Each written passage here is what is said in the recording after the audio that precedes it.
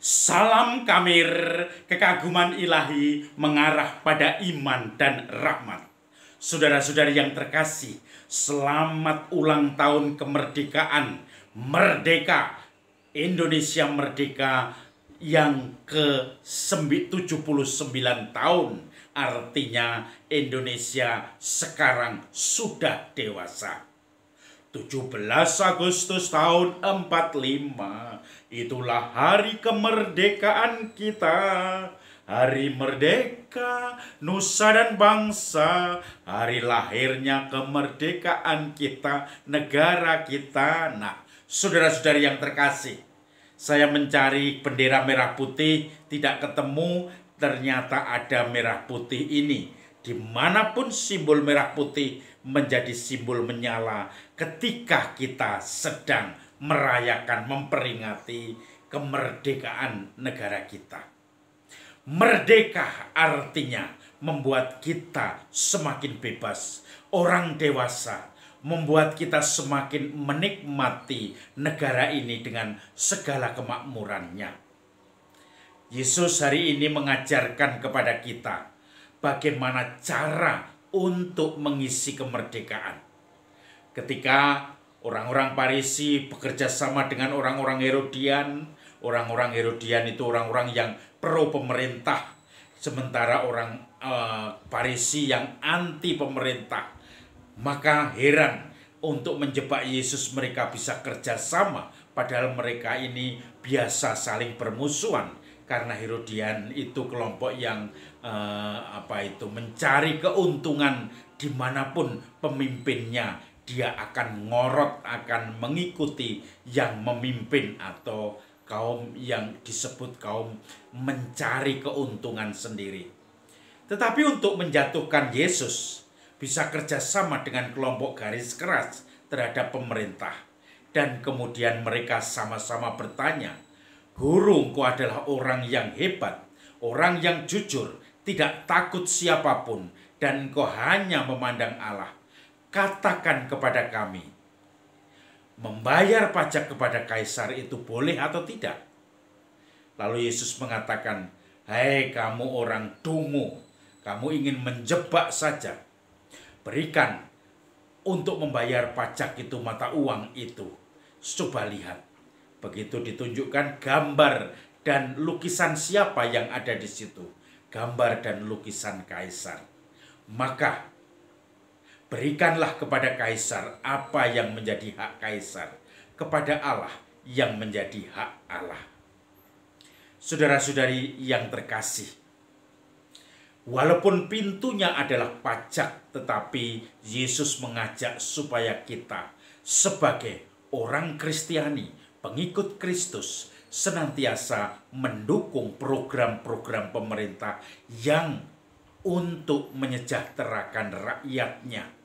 Pajak itu menjadi simbol salah satu kewajiban rakyat, tetapi rakyatnya juga punya hak untuk mendapatkan kemakmuran dari pajak itu, bukan malah dikorupsi, bukan untuk kepentingan diri sendiri. Maka kita kalau mendengar orang-orang pajak, bahkan pengumpul pajak yang korupsi, tidak hanya pengumpul pajak, tetapi banyak uang yang masuk dari pajak akhirnya dikorupsi, kita sedih karena orang banyak dikhianati. Kepercayaan banyak orang yang sudah membentuk kesepakatan untuk membangun negara ini dikhianati. Maka kadang-kadang saya teringat pada kaum Samin pada zaman penjajahan Belanda. Orang-orang di daerah mungkin Blora, Purwodadi itu mereka merasa pura-pura bodoh padahal mereka cerdas untuk strategi tidak mau membayar pajak, karena ternyata pajak hanya untuk memperkaya para penjajah pada waktu itu.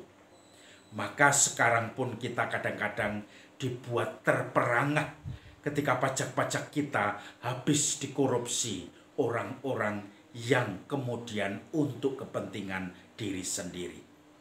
Saudara-saudari yang terkasih, lepas dari itu, pernahkah kita juga memikirkan sebagai pribadi, kita menjadi wajib pajak yang ada dua, bebas dari dan bebas untuk.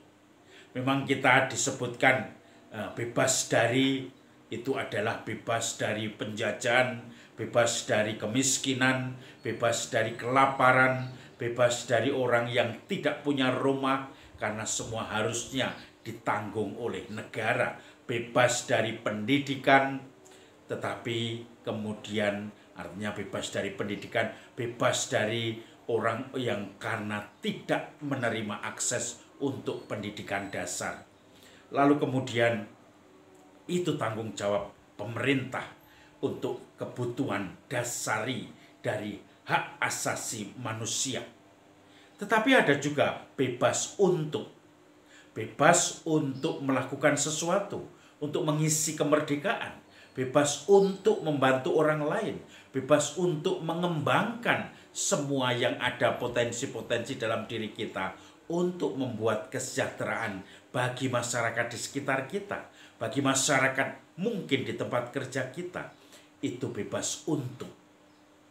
Maka saudara-saudari yang terkasih, merdeka itu juga tidak hanya dalam tataran pemerintahan dan bertetangga, tetapi dalam tataran diri kita masing-masing, dalam tataran keluarga kita.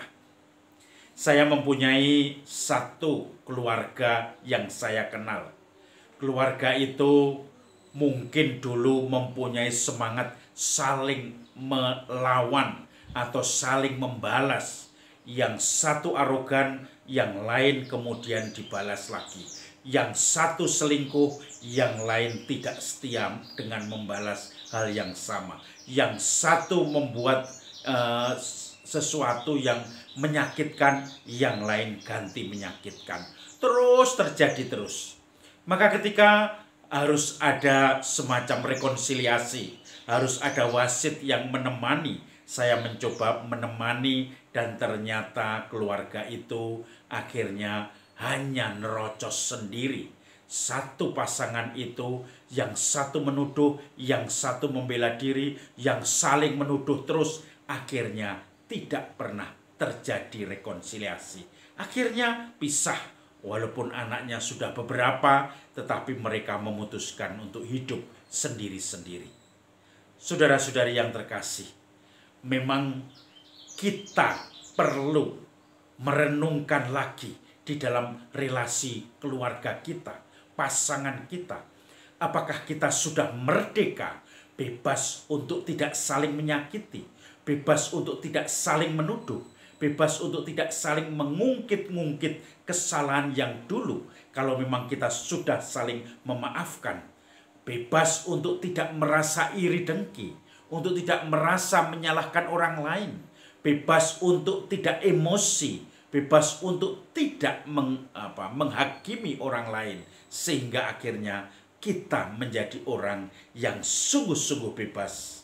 Artinya mengembangkan diri kita sendiri, mengembangkan orang lain dengan pengampunan, bahkan akhirnya menjadi agen-agen perubahan di tengah masyarakat yang membawa kemakmuran baik keluarga kita maupun masyarakat di sekitar kita. Semoga kita merdeka, bebas dari segala kebusukan itu. Salam Kamir, kekaguman ilahi mengarah pada iman dan